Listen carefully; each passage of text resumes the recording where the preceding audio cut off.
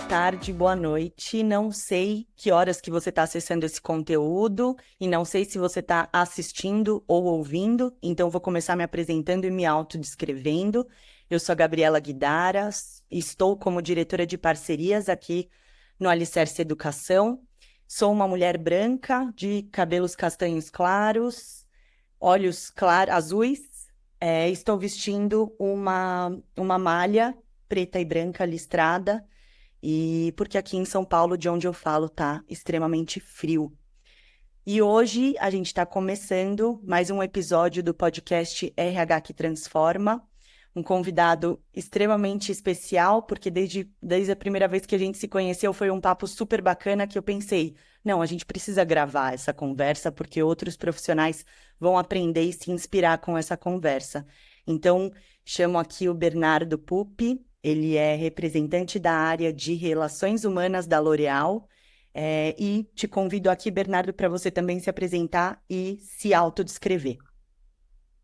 Gabi, obrigado. Primeiro, obrigado. Acho que é um prazer, um privilégio estar aqui com você. Muito obrigado pelo convite.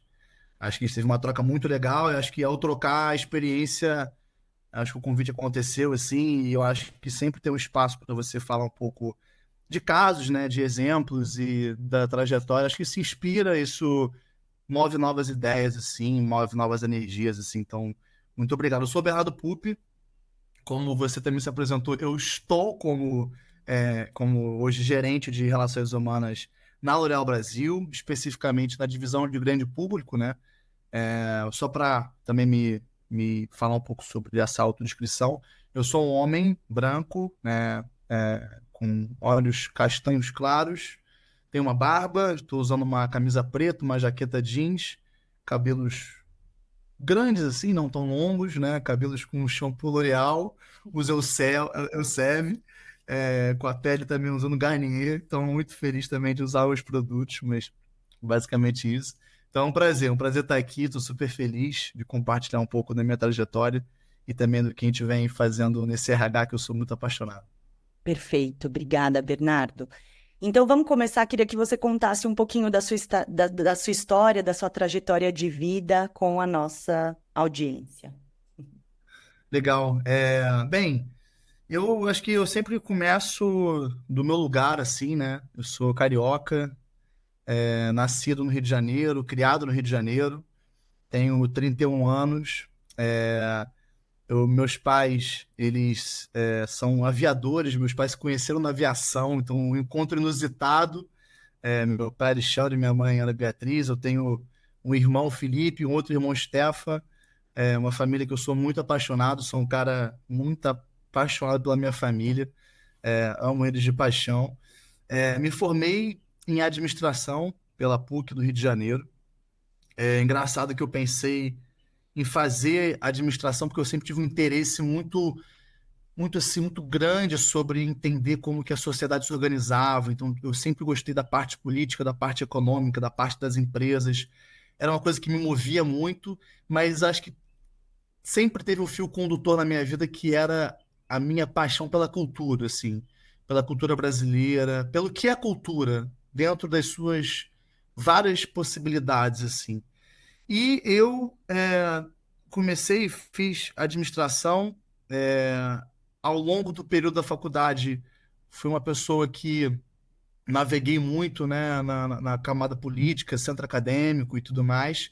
E eu participei de um jogo da L'Oréal, que era o Brainstorm na época, que é um jogo que, aliás, eu super recomendo que as pessoas, os jovens que estão na faculdade, participem.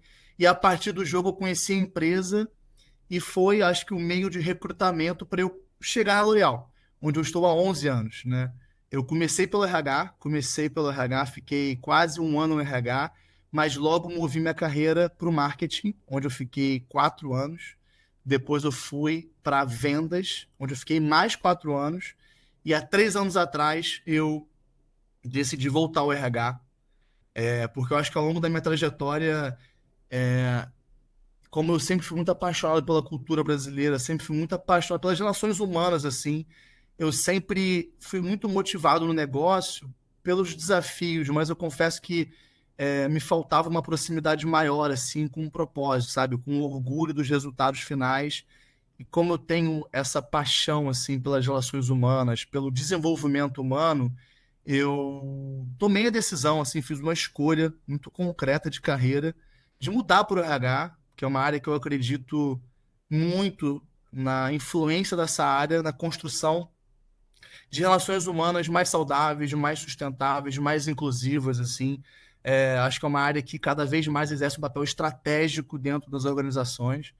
E fiz esse movimento que combinou muito com o meu interesse, assim, com o papel que eu entendo que eu exerço nas organizações. E, além disso, acho que é sempre bom falar das observações, assim, acho que do que não está posto, né? Porque às vezes a gente se apresenta pela parte profissional. Mas eu também sou um bicho do teatro, também sou ator, sou apaixonado pelo teatro e também tenho eu fundei uma instituição que é uma ONG que fala de memória e cidadania aqui no Rio de Janeiro, né? Então, também tenho esses outros ofícios que me carregam, me movem, e sempre com a cultura, né, como fio condutor dessas atividades. E hoje, como eu estava dizendo, assim, hoje eu estou, né, como gerente de relações humanas da Grande Público, há mais de 3 anos. Acho que, bem, tentando resumir, mas não resumindo, mas é um pouco assim do Bernardo, de maneira bem breve. Ótimo, Bernardo. E agora, só para a gente dar uma aprofundada a mais, conta para a gente um pouco mais do seu papel nessa área e como que é estruturada essa área dentro da L'Oréal. Bem, hoje eu sou responsável dentro da Grande Público, que é uma das divisões aqui de negócio, né? Nós temos 4 divisões. Cada divisão ela foi, né, separada por um modelo de negócio, pensando em consumidor e também em canal de distribuição, né? Então nós temos divisão de luxo, divisão hoje que é a beleza dermatológica, toda a parte dermocosmético, produtos profissionais e a grande público, que é o mercado massivo. Então quando a gente fala de, né, L'Oréal Paris, de Elseve, de Garnier, Niel Colorama, então só as marcas massivas da L'Oréal. Hoje, especificamente, eu sou responsável por atender áreas de marketing, finanças e comunicação. E nos últimos 3 anos eu também liderei, que eu acho que foi o nosso papo, o nosso fio condutor, eu fui responsável pela área de diversidade e inclusão dentro do RH. Então, e eu vim para o RH por conta, principalmente, dessa agenda, né? Eu acho que a gente pode falar um pouco mais sobre isso. A L'Oréal, ela está inserida na zona portuária do Rio de Janeiro, que é uma zona muito importante historicamente para a cidade e que tem uma relação muito forte com toda a história da escravidão do Brasil, né? Ela está hoje no que a gente fala que é o circuito transafricano, assim. E isso há 5 anos atrás, quando eu conheci, quando eu me dei conta dessa história, eu fiquei muito provocado por essa história, principalmente porque lá atrás a gente estava discutindo, as organizações estavam começando a discutir diversidade e inclusão como um tema muito fundamental, e a gente viu aos pés do nosso prédio a história sendo revelada, né? Que foi um pouco do que aconteceu.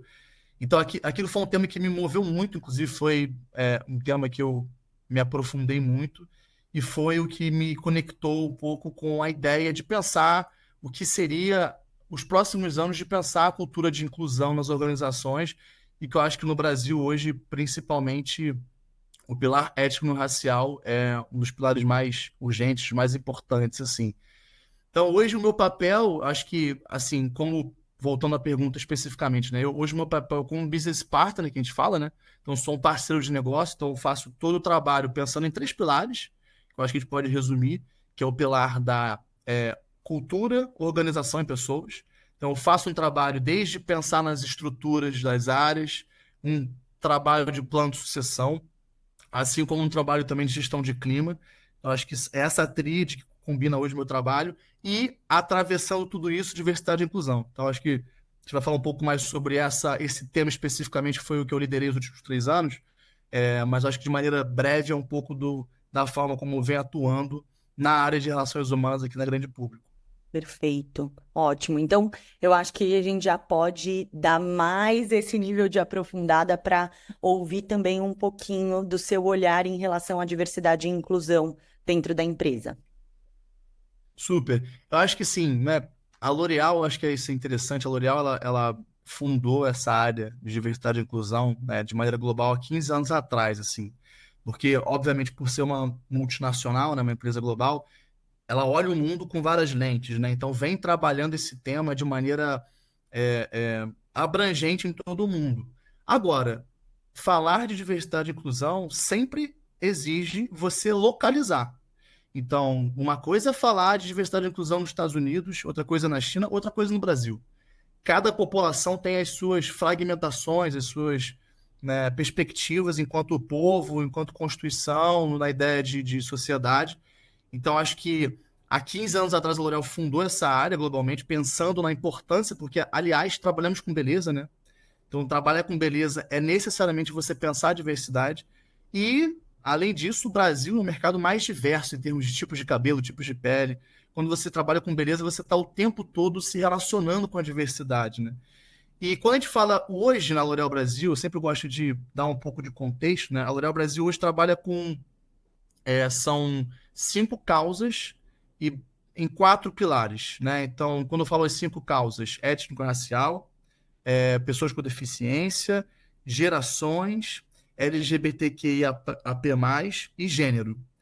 Então, são essas 5 causas e os 4 pilares pessoas, produtos, campanhas e sociais. Então, quando eu falo campanhas de comunicação e impacto social. E, especificamente, a minha responsabilidade está em pessoas. Ou seja, qual é o nosso desafio hoje enquanto construir uma cultura mais inclusiva? O que necessariamente se passa por mudar a cultura, porque construir uma cultura de inclusão exige uma liderança mais atenta, uma liderança mais consciente, uma liderança mais engajada, ao mesmo tempo que a gente precisa aumentar de maneira muito concreta, né, a representatividade de alguns grupos na organização. Então, acho que, de maneira macro, é assim que a L'Oréal trabalha hoje. Eu posso contar um pouco mais do que a gente viveu aqui na Grande Público, que eu acho que foi um trabalho de 3 anos, assim, que foi um trabalho de mover de maneira muito concreta a cultura, né? A gente vem construindo uma cultura de inclusão, ao mesmo tempo que a gente vem também trabalhando sobre, cara, eu preciso ter mais lideranças negras na organização, eu preciso alavancar. Como é que a gente faz isso? Como é que a gente constrói essa trilha de carreira, por exemplo, para formar novas lideranças negras, né? Então, lá em 2021, eu cheguei na divisão, estava começando a trabalhar um pouco como o RH poderia estrategizar isso, e a gente criou, eu particularmente criei um desenho, uma visão, pensando em 3 pilares, assim, que basicamente foi fundamental trabalhar educação. Então, como que a gente educa a população dentro de consciência racial? E aí, consciência racial, por exemplo, se passa por entender o que é a cultura brasileira, qual é a história do país. E aí, como eu te falei, conectando com o prédio da L'Oréal, você imagina, né? A L'Oréal não está na Faria Lima, né? A L'Oréal não está numa região qualquer. A L'Oréal está próxima ao Cais do Valongo, que é o cais que mais recebeu escravizados da história da humanidade. Então a L'Oréal está dentro, a L'Oréal está inserida num território sagrado, muito sensível a toda essa história. O Cais do Valongo é patrimônio mundial da Unesco. Então, como é que você debate uma agenda de eu quero trazer mais lideranças negras se as pessoas que estão dentro do prédio não se relacionam com a história, Ana, por exemplo? Então, o comitê da divisão, as lideranças, a gente colocou isso como meta. Foram 3 anos que eu te falei. O primeiro ano foi como é que a gente vai educar, como é que a gente vai tornar as pessoas conscientes. E a gente focou muito em raça, em ético racial, sendo muito objetivo. A gente fez muito esse foco, assim, como primeiro momento. Então, a educação vem sendo trabalhada. A gente foi, obviamente, desenvolvendo novas possibilidades de discussão sobre o tema, né? Porque veio muito mais de letramento. Mas depois a gente foi escalando, porque do letramento, da consciência, como é que você elabora isso para ação? É um processo também. E aí a gente começou, foi a segunda parte. Então eu falei do primeiro pilar que foi educação, o segundo pilar foi inclusão. Então a gente pensou em alguns programas, como o programa Liderança Inclusiva, que era líderes, como é que a gente torna esses líderes mais conscientes das ações que eles tomam? Então, assim, voltando, né? Então, educação foi um primeiro pilar muito importante que a gente trabalhou. A gente conectou muito, né? No primeiro momento, aqui na Grande Público, nosso grande foco foi realmente aumentar a representatividade de pessoas negras e liderança, por exemplo, Uhum. e tornar todos conscientes. Então, a educação foi um ponto muito importante. E no segundo plano, inclusão foi o segundo pilar.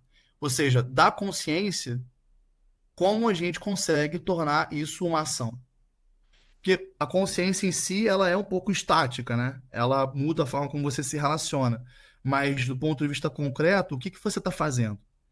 E aí, o que eu estava comentando com você é que, quando você pensa em relações humanas, né? O processo de RH, você tem vários processos, né? Seja o processo de promoção, seja o processo de aumento de salário, de investimento em treinamento. São várias decisões que você toma que são, como gestor e como RH, são decisões que você toma que, se você não está consciente das questões raciais, por exemplo, você pode não estar considerando fatores importantíssimos nas decisões.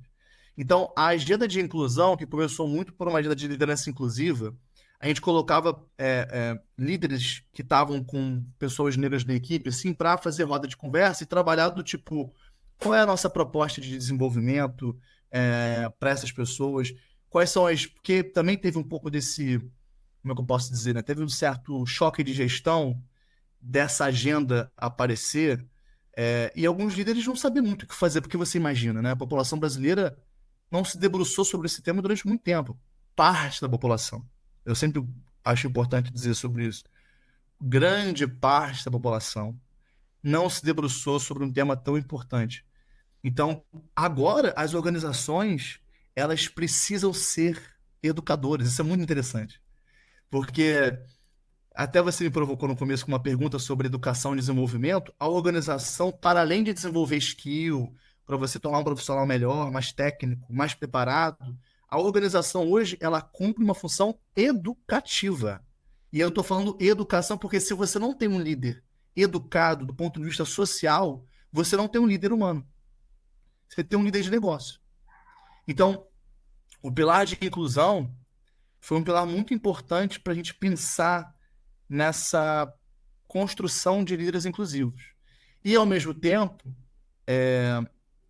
tinha um outro pilar, que era o pilar de desenvolvimento, que eu vou assim colocar, que foi o pilar que a gente criou ano passado, o primeiro programa de formação de lideranças negras da L'Oréal Brasil, que se chama Afropotências, que a gente criou ano passado como um programa afirmativo.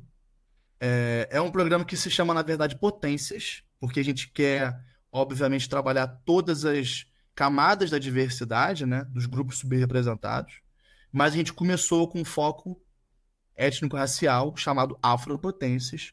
Então, é um programa que a gente preparou pensando em como a gente consegue desenvolver essas lideranças de forma mais rápida mesmo. Porque nós temos um compromisso, na L'Oréal faz parte do Mover, por exemplo, né? Que é um movimento super importante das organizações, de um pacto de inclusão racial no país. E nós temos um compromisso numérico mesmo, assim, com a organização. Até eu tenho um número que quero dividir o número certinho, não quero falar besteira. E a L'Oréal tem um pouco dessa contribuição. E a gente, na DPGP, foi pioneiro, foi assim, super, super legal, assim, porque é um trabalho. Quando eu falo que eu liderei, né, no sentido de tava na minha mão a agenda, mas assim, todo o comitê, toda a liderança e toda a organização junto, construindo junto esse, essa nova cultura inclusiva. Então, acho que, enfim, eu falei muito, mas é porque eu acho que são muitas coisas para gerenciar aqui, eu acho que só para dar um pouco dessa visão. E como eu não queria te interromper, mas é como se você fosse falando, vai abrindo várias gavetas assim na minha cabeça, sabe? Quando você comenta sobre a importância desse letramento, por exemplo, e como que a gente vai descer isso na prática como iniciativa, né, para inclusão de fato, é da liderança também entender o quanto pequenos ajustes numa hora de um recrutamento e seleção são extremamente importantes e valiosos se a gente quer de fato incluir. Quando a gente está fazendo um processo seletivo, onde a gente busca profissionais com uma faculdade de ponta, né, de primeira linha, enfim, a gente tem que entender que tem uma grande parcela da população, né? E às vezes com recortes de diversidades que às vezes não vão estar sendo contemplados se a gente coloca esse nível de filtro. Por exemplo, eu sei por estudos do mercado que apenas 5% da população fala inglês. Se a gente está abrindo uma vaga no nosso time que precisa do inglês como requisito, a gente tem que ter a consciência que 95% da população brasileira não está sendo contemplado nesse recrutamento, né? Nesse Total. processo. Então, quando você fala, sabe, é importante o letramento, a educação para conscientizar essa liderança, é nesse nível de detalhe. Né? Será que é estritamente necessário o inglês de largada? Ou será que eu posso abrir uma oportunidade para qualquer que seja a qualificação desse meu candidato e desenvolver ele com a nave andando, né? Pensando que eu estou abrindo oportunidade para pessoas que não teriam acesso a esse nível de educação para estar apto para entrar nessa vaga, né? Enfim, essa foi uma das gavetas que me abriram enquanto você falava, mas eu não queria te interromper, mas também a importância de pessoas como você que vão puxar dentro da organização esse nível de detalhe, esse nível de questionamento, né? Porque é o que eu já falei em alguns outros episódios. Eu não sei se eu já falei em episódios ou em conversas, mas o quanto um CNPJ é composto por vários CPFs, né? E um CNPJ com CPFs conscientes, a chance dessa cultura organizacional ir para um lado mais inclusivo, né, enfim, mais diverso, ele é maior. Enfim, só queria colocar aqui alguns pontos que me foram levantados enquanto você falava para contribuir com a sua conclusão, enfim. Mas queria agora, você já abriu um pouco dessa brecha para eu trazer a minha próxima pergunta, que é, queria muito trazer o seu olhar da relação do RH com essa educação, com esse desenvolvimento de pessoas, né? Com esse desenvolvimento pessoal voltado para o letramento. Qual que você acha que é a importância da área de relações humanas de uma organização nessa transformação de cultura, né? Acho que, sim, a área de relações humanas, né, pelo próprio nome, né, ela é a área que vai pensar como que a gente vai construir essa cultura entre as pessoas que estão nas organizações. Então, quando você fala em desenvolvimento e educação, que eu sempre penso em duas, duas camadas, assim. Eu acho que desenvolvimento me vem sempre assim, uma coisa um pouco mais sobre a trilha de carreira, sobre porque temos áreas de marketing, vendas, temos as áreas e cada área exige, né, skills diferentes. Então, fundamental você ter um bom planejamento de desenvolvimento para você conseguir preparar profissionais para liderar essas áreas. Então, eu vejo muito nesse lugar. E quando eu vou para a área da educação, eu tento separar sempre, assim, na minha perspectiva, que a educação está muito atrelada à cultura que a gente quer construir. E quando a gente fala sobre a cultura que a gente quer construir, né, então pensando numa cultura mais inclusiva, é fundamental você pensar sobre qual é o programa de educação que você quer colocar para os colaboradores. Porque hoje as organizações, elas estão cumprindo um papel que, vamos colocar na teoria, né, deveria ter sido cumprido lá atrás pelas escolas, talvez, né, por outras instituições. Do ponto de vista, vamos lá, né, um cenário muito utópico, mas obviamente a história ela é um processo muito fluido. Então hoje, no tempo que estamos vivendo, é inevitável você, pensando que você quer construir uma cultura inclusiva, um time que, né, que represente, de maneira geral, a sociedade brasileira. Não tem como você não pensar em como que você vai fazer um plano de educação. E aí eu acho que isso cabe em várias camadas, porque eu acho que a educação, o aprendizado, ele não está, vou te dar um exemplo muito legal. O aprendizado não está só nos treinamentos de, sei lá, uma palestra ou um treinamento que você vai lá para escutar uma pessoa que sabe muito do assunto, mas está muito na troca. A L'Oréal lançou, faz uns 3, 4 anos, um projeto que se chamava Mentoria Colorida, que era uma mentoria reversa, por exemplo, entre pessoas negras e pessoas brancas. Então você tinha líderes brancos, né, do comitê, por exemplo, mentorando profissionais negros sobre carreira, e você tinha o contrário também, né? pessoas negras, mentorando líderes brancos sobre qual é a vivência de um profissional negro dentro da organização. Quais são as questões, quais são as particularidades, quais são as dores, aonde que a gente precisa entender o que precisa ser mudado para tornar essa cultura mais inclusiva. Isso foi, por exemplo, eu acho isso super educativo. Não é que a gente contratou um fornecedor e agora. Não, a gente construiu em casa. A L'Oréal, acho que a L'Oréal tem uma coisa muito forte nesse sentido. Essa veia empreendedora da L'Oréal, ela coloca as pessoas para pensarem juntas em novas criações de educação, sabe? Eu acho que o Mentoria Colorida é um exemplo assim muito legal de um programa de Achei educação, sabe? genial E colocar essa troca cultural, né, de mentor e mentorado, né? Enfim, o quanto esses profissionais não aprenderam sobre esse outro ponto de vista na prática, né, dentro da organização. Achei genial. e aí hoje nós temos as redes de afinidade, né? Nós temos algumas redes de afinidade que trabalham, fazem esse trabalho educativo também, né? O RH, acho que o RH ele tem seu papel, mas hoje eu vejo que a gente está dividindo uma bola, né? Com algumas áreas. Então eu vejo as redes de afinidade super importantes nessa construção, a área de Corporate Affairs Engagement, que é uma área que vai trabalhar relações institucionais, engajamento da organização, comunicação, também fazendo um papel muito importante, e a área de relações humanas é uma tríade que a gente vê, sempre com o objetivo de construir uma cultura mais inclusiva, um time diverso e plural, e eu acho que o RH é um grande fio condutor, sabe, nesse sentido, em método de aprendizado, em processos de mentoria, em programas de desenvolvimento, então acho que é muito legal ver essa engrenagem acontecer, assim, isso é muito, muito, muito legal. Eu, particularmente, eu sou muito apaixonado pelo tema e sou muito apaixonado pelo que eu faço nesse sentido, assim, então é inevitável eu não falar um pouco de maneira calorosa sobre isso, sabe? Perfeito, dá para sentir e, enfim, espero que quem está ouvindo também consiga sentir, porque eu já tinha sentido na primeira conversa e por isso que eu falei, essa conversa tem que ser espalhada por aqui para inspirar também outros profissionais com esse olhar. Bernardo, queria também saber da sua visão, o que que você enxerga como grandes desafios hoje da área de relações humanas? É.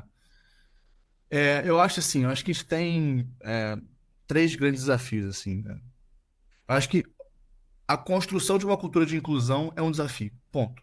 Sim. Para mim, assim, é inegociável você ter uma empresa no Brasil e você não parar para pensar sobre isso. É uma coisa assim, não dá para começar o trabalho sem parar para pensar sobre isso. A gente precisa entender que a gente tem um projeto de país que excluiu grande parte da população durante anos. E hoje as organizações são grandes lugares de poder, de dinheiro, de influência.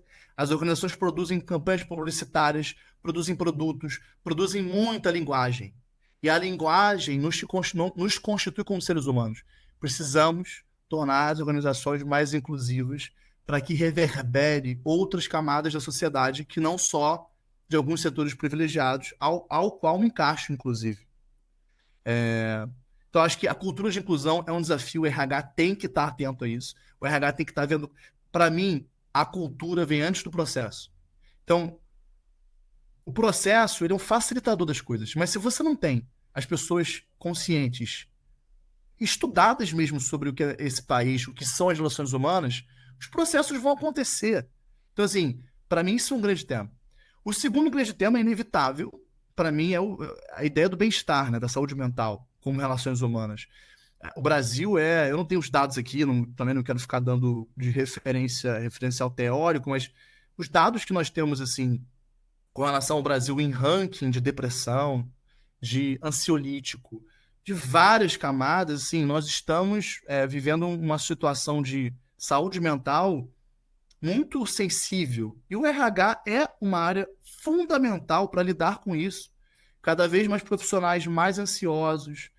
E aí você tem um desafio com a própria liderança. Acho que tem uma liderança que precisa saber acolher a angústia, acolher o não saber, sabe? Porque a coisa do bem-estar, ela ultrapassa várias questões, né? Porque ela também está inserida nas relações que você tem dentro da empresa.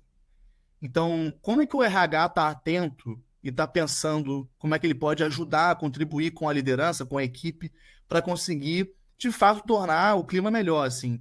Na L'Oréal, especificamente, quando eu falo de bem-estar, a gente tem um programa muito legal de apoio ao colaborador, né, que é o Vale Mais.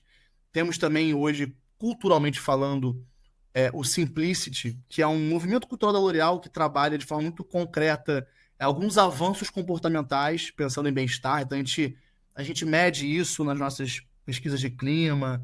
Existe um trabalho de dedicação, pensando, por exemplo, nível de estresse, nível de equilíbrio de vida. Isso é discutido. Para mim, o fato de ser discutido já é fundamental, né? Eu acredito muito que só o fato de você estar com o time avaliando, cara, hoje esse time tem, vou te dar um exemplo, né? 60% de favorabilidade com o bem-estar. Por quê? 60 e não 80 e não 100? Quais são as questões? O O que que está cabe à acontecendo organização? com os 40? Não, assim, de novo, né? É um papo muito interessante porque não é apenas a organização. O indivíduo tem seu papel nesse processo. Então, o RH ele tem que estar muito atento para saber em que momento a responsabilidade é da empresa e em que momento a responsabilidade é do indivíduo. Indivíduo. Isso não é fácil, é super sofisticado. E para terminar, cultura da inclusão, cultura do bem-estar. E para mim, cara, eu acho que tem uma questão muito importante que é duas coisas, assim, a relação de confiança e o ambiente para a criação. A gente hoje, eu sinto isso, assim, eu acho que tem um certo, como é que eu posso dizer, assim, não vou dizer que é um conflito, mas assim, eu vejo que a relação de confiança hoje é um tema importante para se criar ambientes que você possa criar mais, por exemplo. Eu, por exemplo, até, sei lá, se eu pudesse dar um exemplo fora do mundo da organização, né, como eu sou um bicho muito do teatro também, você imagina, no teatro você cria muito, né, você está o tempo todo criando. Num processo de ensaio, você está o tempo todo a serviço do erro. O erro é bem-vindo pra caramba no teatro, por exemplo, né? E as organizações, ao longo do tempo, elas se endureceram muito, né? Porque o resultado cobra. Só que você tem que assumir que você não vai acertar o tempo todo. E o líder que está o tempo todo buscando o erro e não acolhendo o erro, ele vai tornar o ambiente menos confiante. Isso é um fato. E eu vejo que. Não é que eu vejo, tá? Porque, sei lá, te dou um exemplo concreto. A gente, como organização, está trabalhando hoje muito fortemente a questão da segurança psicológica, por exemplo. Nós temos hoje um trabalho de como a gente vai melhorar os comportamentos da liderança nesse tema. E aí a gente tem alguns comportamentos descritos e tal. E aí eu estou trazendo sempre uma comparação que é a organização, que eu penso também, porque eu acho que é fundamental. Então eu vejo como a construção de relações de confiança é um tema fundamental que o RH tem como desafio. Porque o RH ele é esse mediador, sabe? Ele tem que ter essa consciência. Ele tem que saber quando ele provoca o líder, quando ele provoca o colaborador. Então acho que esses são os três desafios que eu vejo, assim, de maneira muito concreta, assim. Perfeito, perfeito. E Bernardo, assim, concordo com absolutamente tudo, assim, o quanto é, esse desenvolver esse ambiente seguro, promover essa confiança entre liderança e liderado, entre colaborador e organização, só tende e abrir espaço para ouvir sobre bem-estar, para aprender, né? Ter a humildade de acolher os erros e ouvir o que se passa com cada um dos indivíduos. Acho que isso tudo promove cada vez mais um ambiente inclusivo, propenso para inovação, né, para fomento da criatividade. Então, achei excelente esse olhar que você trouxe e também como papel corporativo mesmo, sabe? E da L'Oréal como também direcionadora do mercado. E por fim, Bernardo, queria que você desse aqui para as pessoas que estão ouvindo até agora, gente, algumas dicas que você deixaria, assim, acho que você já falou durante esse podcast, esse episódio, mas queria que você deixasse aqui dicas de como tornar um RH, né, como promover um RH mais humanizado. Essa pergunta é muito legal, porque eu tava refletindo sobre o H do RH, né? Porque isso é interessante, porque o H do RH, vamos dizer, ele é quase recente, assim, né? Como eu sou bem apaixonado pela história, eu sempre tento estudar um pouco a história das coisas, né? Então, o RH, ele nasce, assim, como uma área de relações industriais. O RH, ele era apenas um mediador muito burocrata entre o empregado naquela época, né, e a empresa, né? E o RH ele vem se desenvolvendo como essa parte humana por conta de não vou dizer evolução, mas de um movimento da sociedade. E aí eu digo que quando você fala de RH humano, é um pouco lógico, né? Relações humanas deveria ser humano. E não necessariamente, né? Então por isso que a pergunta é muito boa, porque é, exercer a humanidade cada vez mais eu acho que é mais importante num mundo tão digital, num mundo tão imediatista, num mundo com relações tão superficiais, no sentido, acho que está vivendo uma era mais complexa do ponto de vista humano dessas conexões, assim. E aí, por que eu estou falando isso tudo? Porque, por exemplo, para mim a primeira dica, que é uma dica super óbvia, mas eu não acho que é uma dica ruim, é você entender a relevância da tua escuta como RH. E quando eu falo de escuta, cara, escutar é tão difícil. Escutar não é fácil, assim. Escutar é um exercício de atenção, é um exercício de silêncio. E eu acho que um RH que não, que um RH que eu vou pela parte positiva, um RH que escuta, ele consegue, sobretudo, sentir, ele consegue, sobretudo, elaborar um pouco, sabe?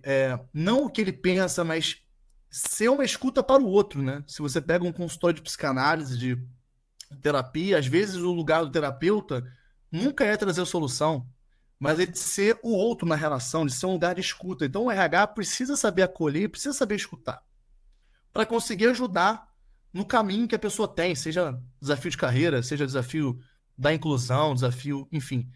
E aí, para mim, cada vez mais que a gente está sempre indo de uma tela para outra, movendo de conversa para conversa, parar para escutar, me chamou muita atenção quando a gente começou a conversar que antes de começar, você sabe, né? Você fez até Uma deu respiração. uma respirada, fez uma concentração. Eu acho que eu faço isso a cada conversa que eu tenho, não assim, mas calma, preciso me conectar aqui. Então, eu acho que isso é muito importante. Eu acho que tem uma outra coisa também que eu vejo assim, que eu acho que o RH também tem um papel, como eu te falei, dele saber provocar e saber a responsabilidade, se é da organização, se é do gestor, se é do indivíduo. Então, ele saber se posicionar nesse sentido é muito desafiador, requer uma habilidade, assim, de treino mesmo, de entender.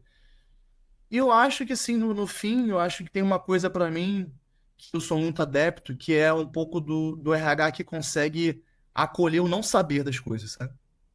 Eu acho que a gente precisa lidar com o não saber de uma decisão, seja até de negócio, seja de pessoas. O RH, ele precisa saber trabalhar isso porque é fundamental do nosso trabalho.